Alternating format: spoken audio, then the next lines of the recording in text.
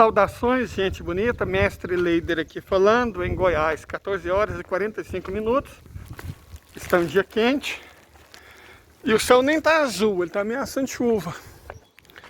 Mas, enfim, nós falamos muito sobre quão nefasto é o identitarismo, que ele é uma arma dos liberais para afastar a classe trabalhadora da luta de classes. Deve ser tratado como o inimigo que ele é. Mas hoje nós não vamos falar sobre isso. Nós vamos falar sobre outro grande inimigo da luta de classes. Aliás, não da luta de classes em si, porque eles não escondem a luta de classes, eles a praticam abertamente. Outro grande inimigo da classe trabalhadora. Outra ferramenta ideológica. Nós tratamos muito da questão da ideologia, porque os nossos irmãos marxistas mais teóricos, eles discutem teoria, e quando discute algo relativo à teoria marxiana, normalmente eles falam das forças produtivas. Nós aqui nos concentramos nas relações de produção. E as relações de produção se baseiam em dois pilares básicos: a alienação e a ideologia.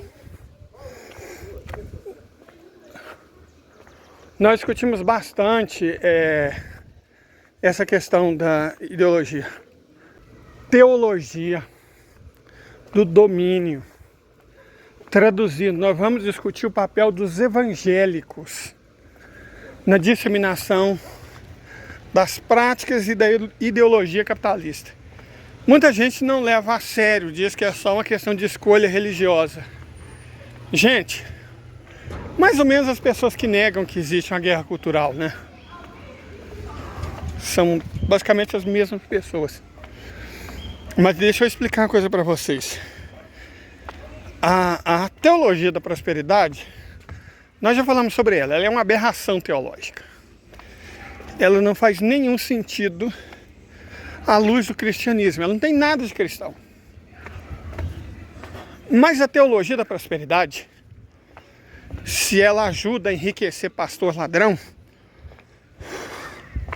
se ela ajuda a atrair fiel safado, ela é só um desvio. No sentido de que se você quer se afastar de Deus, siga a teologia da prosperidade. É um direito. As pessoas podem ser ateias, podem ser agnósticas, podem ser muçulmanas, podem ser kardecistas, podem ser budistas, shintoístas.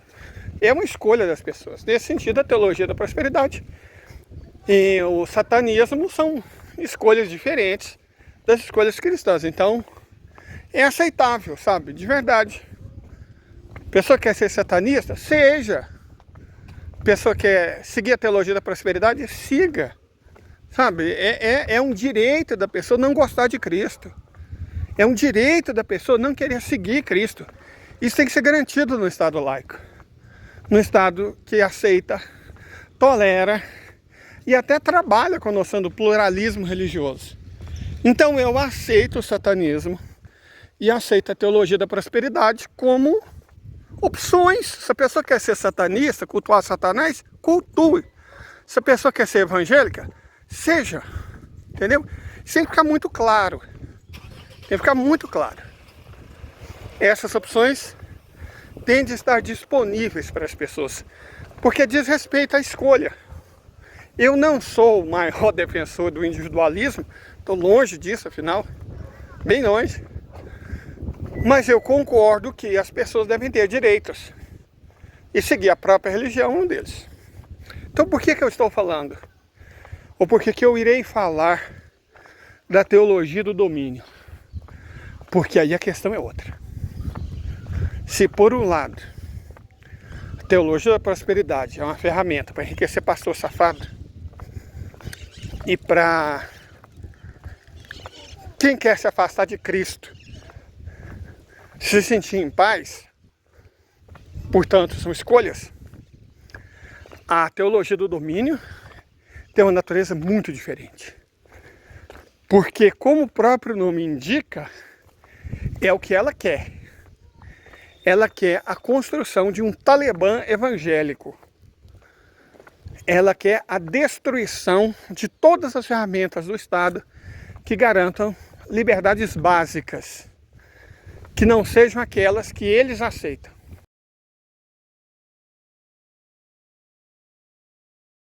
Ela quer a teologia do domínio a uma teocracia, à luz da interpretação evangélica dos textos judaicos.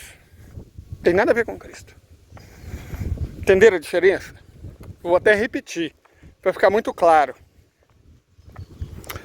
Se por um lado a minha crítica à teologia da prosperidade é teológica, no sentido de que ela não é cristã, e portanto os adeptos da teologia da prosperidade e do culto a Moloch, deem a Moloch o nome que quiserem, são aceitáveis socialmente, porque é um direito da pessoa não cultuar nada, nem ninguém, a Deus ou ao diabo. Por outro lado, a teologia do domínio, ela vai muito além disso. Ela vai muito além disso. Porque ela não quer só que os seus discípulos se afastem de Cristo, o que é um direito.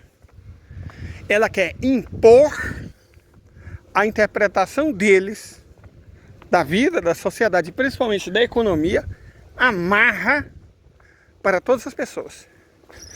E ela trabalha ativamente nesse sentido. Não são escolhas fortuitas. Não são escolhas fortuitas, de forma alguma. Isso tem que ficar claro. Temos esse pequeno videozinho aqui, que nós já até usamos. Vamos mostrar ele é curto. Vai ajudar a esclarecer alguns pontos. Everything can be reduced to right and wrong. Make no mistake about it. We are talking about Christianizing America. That which God has given us, we will allow no one to take away. The Supreme Court has overturned Roe v. Wade.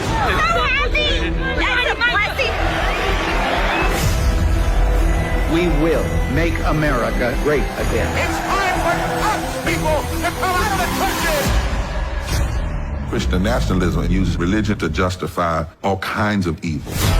Christian nationalism has been a political tool for centuries. It has nothing to do with Christianity. It's about power and politics. The goal is to enshrine Christian identity as the law of the land. To reclaim the United States for God. You can't take over society unless you take over the 7 pillars, and they've gone one by one to do it. We want total war. We are the Christian Taliban. We need to force the people to believe what we believe. When government is in the hands of godly men, it is good. But in the hands of all others, it is evil.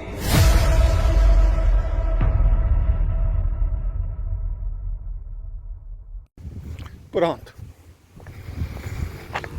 Tá evidente. E aqui no Brasil, esses caras já estão, é óbvio.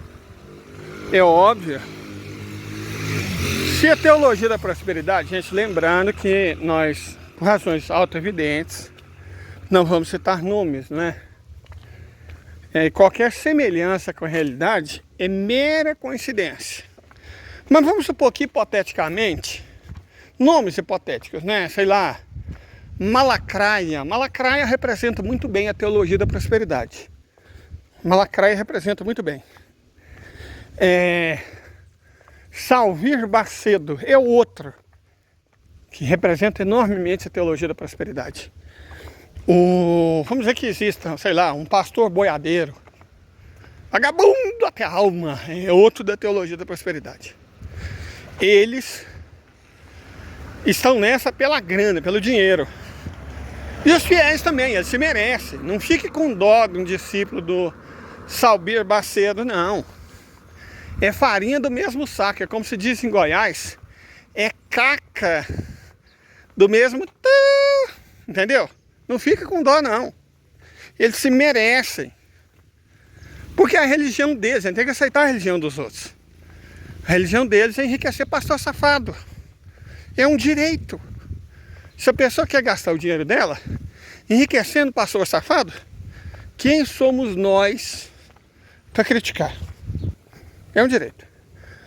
Mas, reitero, teologia do domínio é outra história.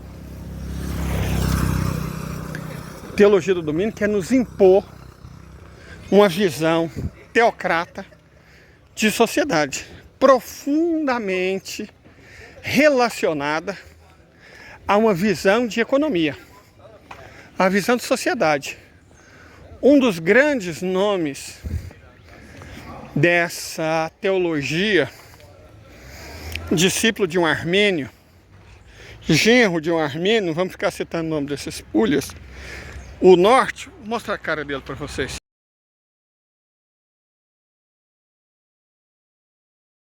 Ele não era só pastor. Não. Ele era economista da famosa Escola Austríaca. Escola Austríaca é a do MBL. Sabe aqueles carinhas?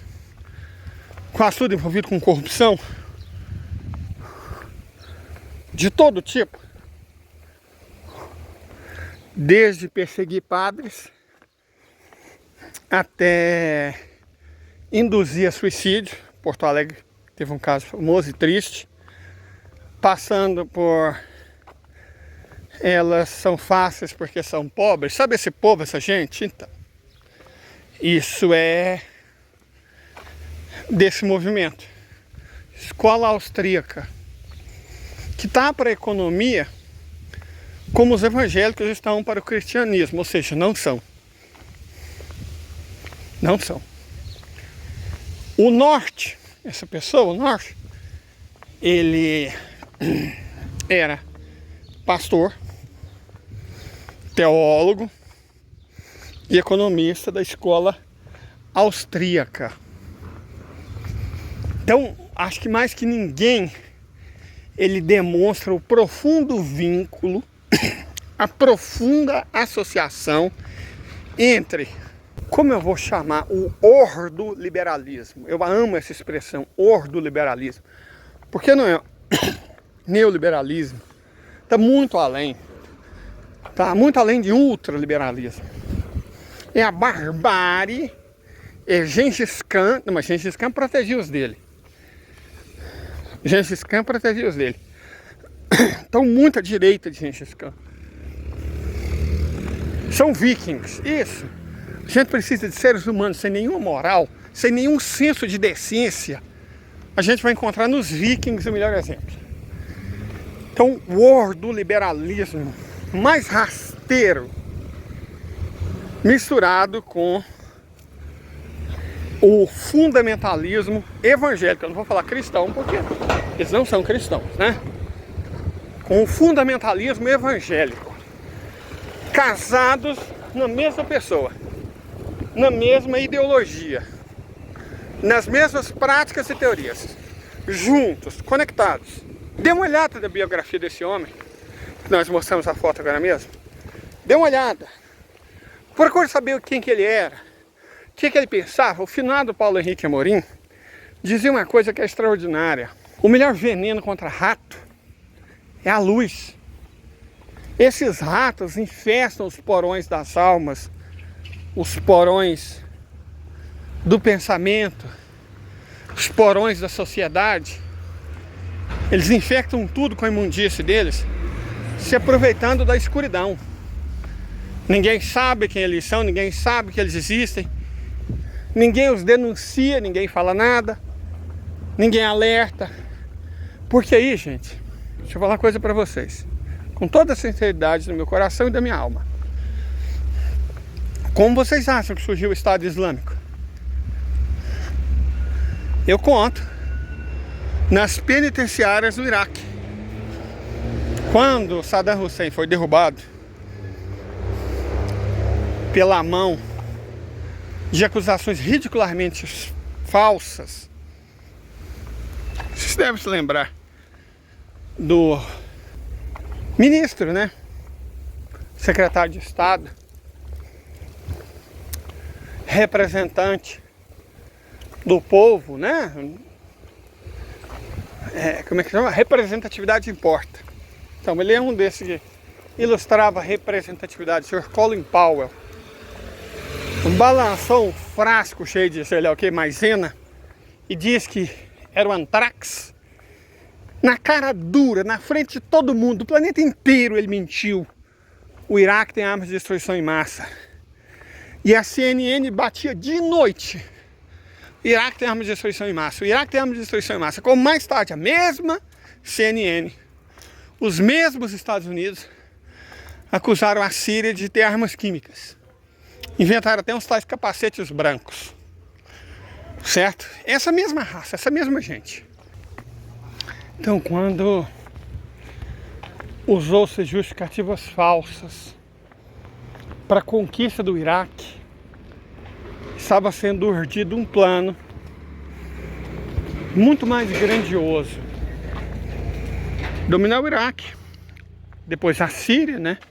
Fizeram acusações ao Al-Assad parecidas com as que fizeram ao Saddam Hussein, para no fim dominar o Irã. Dominando o Irã,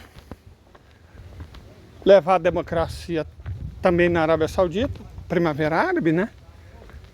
Por isso que o Bin Salman rompeu com os Estados Unidos, ele não é burro, e redesenhou um mapa para uma coisa parecida com isso aqui, ó. Assumiu o controle completo do petróleo do Oriente Médio. Porque os Estados Unidos, bom, o petróleo deles já está acabando. Já atingiram o pico de Hubert. Na época ainda não tinha atingido, mas eles sabiam que não ia demorar muito para atingir, já que eles exploram petróleo desde 1857. Então eles sabiam que não ia demorar muito tempo, eles atingiram o pico de Hubert. Momento a partir do qual a quantidade de petróleo disponível só cai e cai e cai. E eles precisavam manter o domínio do mundo. E um domínio, eles mesmos usam essa expressão, domínio de pleno espectro. Como assim domínio de pleno espectro? Não é só domínio econômico, também domínio cultural, domínio religioso, domínio político, domínio militar. E aí veja, o poder militar dos Estados Unidos, à medida que o poder econômico declina, o poder militar também declina. Então resta o domínio ideológico, domínio político, domínio cultural. Isso é garantido por Hollywood, Netflix, por empresas de streaming, por plataformas. Garante o domínio, né? Ampla legislação, exportando leis. Os Estados Unidos vivem de exportar lei há muito tempo. Esse domínio de pleno espectro era justificado por pessoas conectas à teologia do domínio como parte de uma estratégia maior de levar o que eles chamam de reino de Deus ao mundo.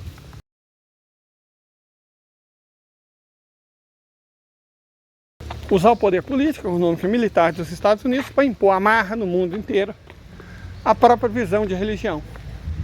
E aí lembra quando eu falei de como os talibãs surgiram nas prisões iraquianas? Os sunitas que foram derrubados com Saddam Hussein foram para cadeia, muitos deles que não foram para forca, né? Foram para cadeia. Eles tinham função no Estado, trabalhavam, de repente as famílias foram jogadas na miséria. E aí surge uma revolta. Os Estados Unidos criam essa revolta porque eles tiram Saddam Hussein do poder, o que acaba levando eles para a prisão. Mas aí os próprios Estados Unidos trataram de se infiltrar e jogar a culpa na cristandade. Já reparou que esses caras, nem a Al-Qaeda, nem o Daesh, o Estado Islâmico, nunca atacou um alvo de Israel? Nunca, em nenhuma circunstância atacou um alvo de Israel? Jamais atacaram um alvo dos Estados Unidos? Nunca. Atacaram alvos de países europeus que estavam se distanciando do ordoliberalismo e atacaram principalmente outros muçulmanos. O principal alvo do Estado Islâmico é outros muçulmanos. Eles atacaram muito pouco. Atacaram, coitado, os coitados dos curdos, né? Mas principalmente o alvo principal deles foram outros muçulmanos. Principalmente, ó, coincidência, os inimigos dos Estados Unidos e de Israel. É como se fosse grupo armado, uma milícia controlada pelos Estados Unidos. Os Estados Unidos não precisam ter presença física no Oriente Médio. Basta eles ter presença espiritual. E essa presença espiritual é o Estado Islâmico. É a Al-Qaeda. Eles não atacam alvos americanos, nem israelenses. Atacam países muçulmanos, populações muçulmanas, inimigas dos Estados Unidos e de Israel. Olha que coincidência, né? Isso eles fazem. A criação desses grupos conecta com a estratégia da teologia do domínio. Redesenhar o mapa do mundo de acordo com os interesses dos Estados Unidos. A partir desse redesenho do mapa, redesenhar o poder, enfraquecendo poderes indígenas locais e substituindo esses poderes por aliados. E vejam que coisa interessante. Você quer destruir a cultura de um país? Chama os evangélicos. Pouca coisa mais eficiente para destruir cultura do que os evangélicos. Quer acabar com São Cosme e Damião? Evangélico. Quer acabar com Folia de Reis? Evangélico. Quer acabar com Congadas? Evangélico. Reisado? Evangélico. Candomblé? Evangélico. Umbanda? Evangélico. Qualquer tradição cultural, qualquer cultura de um povo, quer acabar com ela, seja indígena, negra, caipira, caiçara, soteropolitana, carioca, paulista, pernambucana, paraense, maranhense, quer acabar com cultura, chama os evangélicos. São ótimos nisso. Por isso era importante acabar com os governos de matriz religiosa do Oriente Médio. A laicidade, igual na Europa, leva ao liberalismo. E aí entra os nossos colegas, os identitaristas. Das mais conservadoras não vão caindo no ateísmo assim. Então você tem que substituir a fé. É aí que entra os evangélicos. É aí que entra a teologia do domínio. Dominação de pleno espectro. Total. Absoluta. Imposição, não só de pautas econômicas. Vejam, gente, nem a bancada do boi, a dos ruralistas, votou mais contra todos os direitos de trabalhadores do que a bancada evangélica. De longe a bancada que mais votou contra qualquer direito de trabalhador foi a evangélica. Eles disfarçam isso com, estamos lutando contra o aborto, estamos lutando contra, sei lá, casamento gay. Mas o que eles estão lutando de verdade é contra qualquer direito de trabalhadores e trabalhadoras. É contra isso que eles lutam. Foram e são aliados de primeira hora do golpe, do Bozo, do Temer, da reforma do ensino médio, da reforma previdenciária. Quando você fala reforma, é retirada de direito. Reforma é, né, eufemismo. Para fazer a coisa parecer boa. Que a reforma parece uma coisa boa, olha aquele barraquinho destruído. Você fala reforma do barraco, da ideia que ele vai ficar novo, bonito, né? Quando você fala reforma, você tem essa impressão, a imprensa sabe que vai ficar melhor. Reforma para ficar melhor, para rejuvenescer. Então reforma é uma palavra suja, odiosa, asquerosa, repugnante, repulsiva, que os liberais usam para justificar todo tipo de retirada de direitos do trabalhador. E qual das bancadas mais apoiou todas as reformas? Não foi a bancada da bala, não foi a bancada do boi, foi a bancada evangélica. Mais do que qualquer outra foi a bancada evangélica, que apoiou toda sorte de aberração contra as pessoas trabalhadoras. Bancada evangélica. Que fique claríssimo isso. E não é coincidência. Não é coincidência. A foto do Sr. North. Hoje no Brasil. Sabe a família Valadão? Então, esse exemplo de um seguidor bem pro mal. Vocês sabem o que eu estou querendo dizer, vocês sabem o que eu estou querendo falar. André Valadão é o exemplo. Dallagnol, né? Profundos da teologia do domínio no Brasil. Gulgada, você não precisa, aliás, eu nem recomendo que você acredite em mim. Dá uma gulgada. Teologia do domínio. Dá uma estudadinha. Procura saber quem eles são, o que eles pensam, o que eles querem, o que eles já fizeram, o que eles pretendem fazer. Compartilhe essas ideias. Divulgue as suas descobertas. Discuta elas. O único desradicalizador que existe. Essa gente só opera na sombra, na escuridão, nas trevas. É que se torna possível. Aspe, eles vão estar crescendo dentro, sugando tudo. A reação. Porque senão, gente, na boa, já era.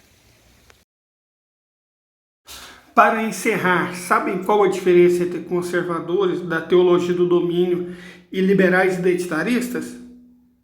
Nenhuma. São os dois lados da mesmíssima moeda.